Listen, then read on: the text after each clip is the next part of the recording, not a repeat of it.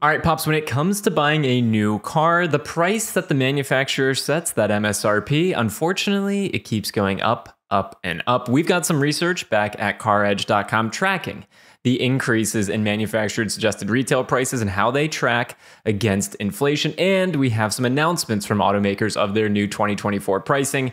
We're coming up to the end of 2023. What's a better time than to realize how expensive things are going to be in 2024? Shall we jump into the numbers? I think we should. And before we jump in, we should say manufacturers figure inflation be damned, we can go more than inflation itself. So when you see some of these numbers, you got to be questioning what the hell they're all thinking. All right, so here's the deal, gang. Inflation over the past 5 years, around 21.5%. So just bookmark that number as we read through the rest of these numbers that you're going to see on the screen. Let's go from least price increase to most price increase in terms of MSRP. Number one on that list, Dad, the best in terms of the least price increase would be Subaru. Yes. They've only increased their base MSRPs about 25% in the past 5 years. And Nissan is right there with them at 25% as well. This is pretty shocking considering the fact that neither of those brands have a ton of available inventory. So they could justify increasing their prices more, supply and demand. But both of them at 25%. That's a relative and a veritable bargain compared to their peers. Oh, absolutely. When we go down the list and we see the size of some of these increases, some of them are just shocking. And so the fact that Subaru, which is a very popular brand and a growing brand again, and Nissan, which is not nearly as popular as it had been, but still a popular Asian brand, to think that those two have maintained the lowest price increases in MSRP over the last 5 years, it's really kind of staggering when you think about it. Yeah, because again, supply, demand, they had probably the greatest justification to want to increase their prices, yet they haven't. Now, in terms of domestics, the domestic with the least amount of MSRP gain would be General Motors at 26.99, call it 27%. That would be Chevy, Buick, Cadillac, and GMC. Again, inflation, 21.5%, GM pricing before. This is pre-strike pricing, folks. Yes. So I will not be surprised if we do this again in 2 years and we're saying, I wonder what happened here. But they're only up 27%. Again, of the domestics, the least price increase relative to their peers. That's good news if you like purchasing a domestic product. Absolutely. And which would indicate to me why General Motors is still outselling Ford or Stellantis. It's because as greedy as many of the manufacturers have been, with a 27% increase in MSRP over the last 5 years, they're less greedy than their peers. So that would, to me at least, confirm why their sales are better than the others. Their sales are better than others, and their days supply of inventory is lower than others. They actually are having a harder time stocking up inventory than the other domestics because, like you said, greed doesn't necessarily pay the bills. Let's move on to the next one, Dad. Toyota coming in at 32% price increase over the past 5 years. Considering how in demand their vehicles are,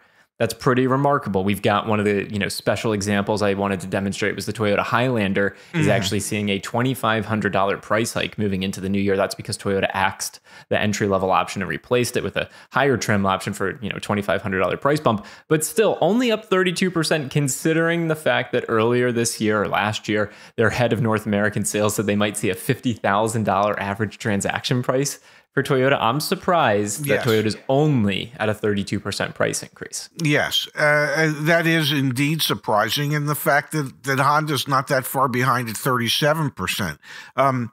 Both of those are in short supply.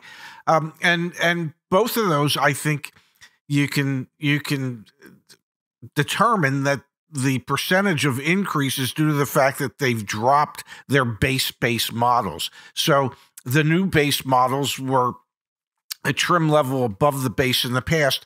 And so that means their MSRPs have gone up because they've just absolutely dropped the base model. If you're interested, we've done a video and also a research project that we called Trimflation, the Autopian. Also, Matt over at the Autopian picked that up. I encourage you to Google search CarEdge Trimflation. We talk about the fact that trim levels still exist, but they don't actually get produced in ways where it's meaningful for consumers, forcing us into higher trim levels. Or in some instances, Honda, actually, it was last year, they said they were going to get rid of their entry-level trim on certain vehicles, then they were pushed and forced to reintroduce it. So that trimflation is very real. Again, like you said, 37% price increase over at Honda. Volkswagen Group, at Audi, VW, and Porsche, not Porsche, up 37% as well. Kind of middle of the road, which is scary to say. This is kind of middle of the road territory. 37.37% increases average amongst their peers here when inflation was only 21.5%. And then you have the domestic that's, second place here in the United States, Ford. Ford has increased their prices 42% in the past 5 years, a tremendous increase, double that of the inflation rate. Yes, yeah, which has impacted sales to a degree, because we know their sales, even though they're up for this year, are up at a much lower rate than industry average. So I have to believe that those higher MSRPs are having a negative impact on their sales. The next brand on this list, Hyundai, at almost 46%.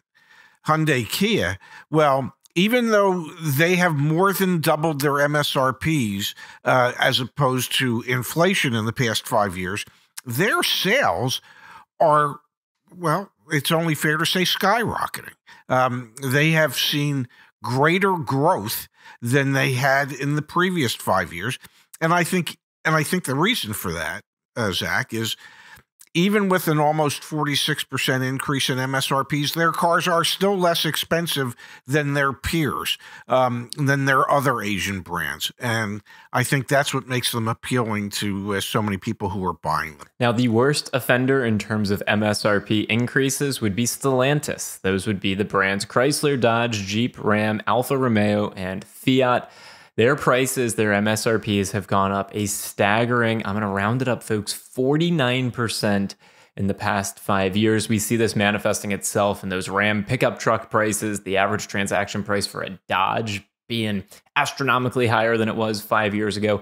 The list goes on. And I want to double back to Ford. Yes. Here's 2023 versus 2024 model year F-150 pricing. And you can see certain trim levels, and Ford's done some manipulating here of the different trim levels, but you can see prices have gone up significantly. This data is from KBB. Prices have gone up model year over model year, not by $1,000 or $2,000. For some of the trims, $5,600, nearly $10,000, $8,500. So, these automakers are still going to be forced to increase their prices even more over the coming years, the domestics especially, because the UAW strike just got resolved and there's record wage gains for the laborers there. And the UAW is interested in getting unionized workers for some of the other automakers that produce vehicles here in the United States. So I don't think this is the end of car price inflation, Dad. If anything, I think we're going to continue to see it go up, up, and up. I agree with you, and some of these numbers are just staggering, and it points out why the vast majority of Americans cannot afford and say they cannot afford to buy a new car today.